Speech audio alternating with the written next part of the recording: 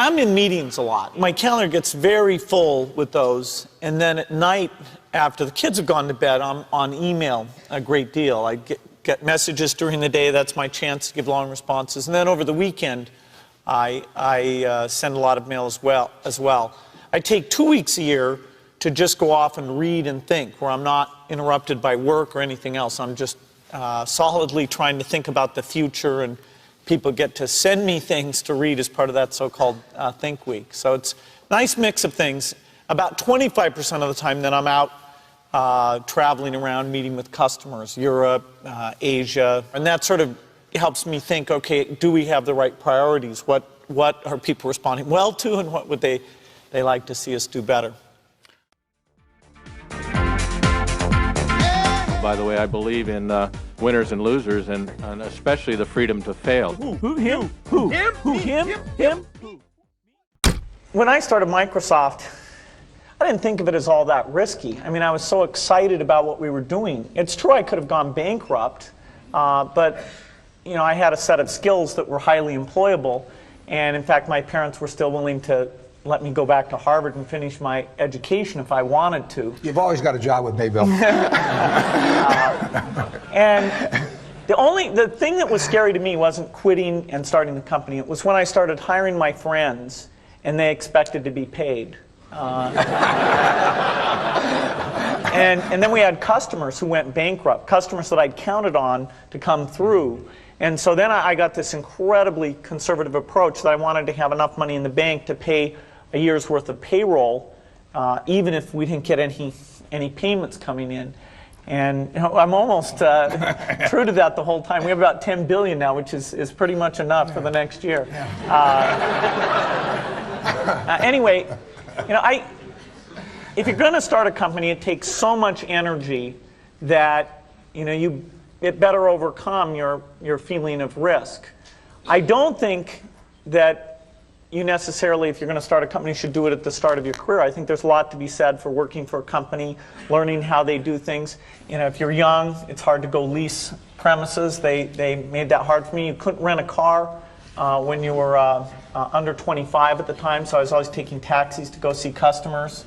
And the people would, you know, people say, well, we're going to go have a discussion in the bar. Well, I couldn't go to the bar.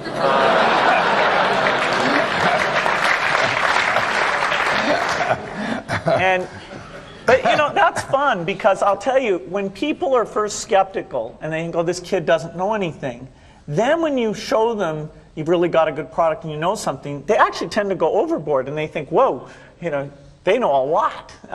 Let's really do an incredible amount with these people. So our youth, at least in this country, was a huge asset for us once we reached a certain threshold. It is hard. It's hard to hire older people because they'll be a little bit conservative about whether they should come and take the risk. And it took 3 or 4 years before we could go out into the normal sort of employment pool. But those problems that come with starting a firm, you better think of those as part of the pleasure, part of the challenge that is part of the excitement. No way!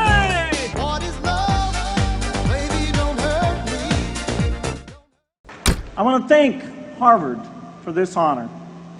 I'll be changing my job next year, and it will be nice to finally have a college degree on my resume. I applaud the graduates for taking a much more direct route to your degrees. For my part, I'm just happy that the Crimson called me Harvard's most successful dropout. I guess that makes me valedictorian of my own special class. I did the best of everyone who failed. But I also want to be recognized as the guy who got Steve Ballmer to drop out of business school.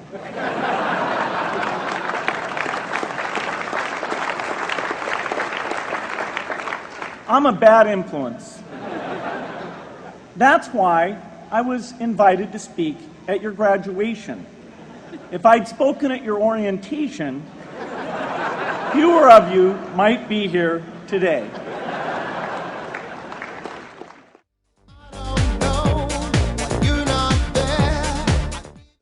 the key point there is you've got to enjoy what you do every day. And for me, that's working with very smart people. It's working on new problems. You know, every time we think, hey, we've had a little bit of success, we're pretty careful not to dwell on it too much because the bar gets raised. Oh, behave. I'd talk to my dad, I'd talk to Warren, I'd talk to my wife Melinda.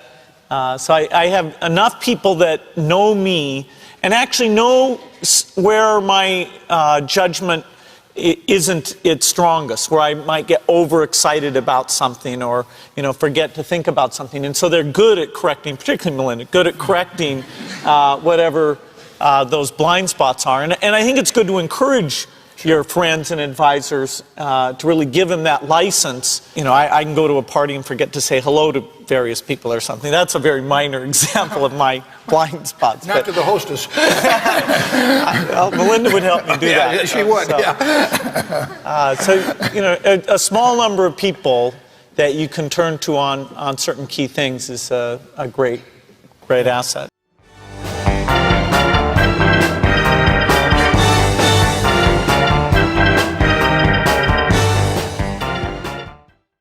One habit that I developed when I was at college that was actually a very bad habit, which was I like to show people that I didn't do any work and that I didn't go to classes and I didn't care.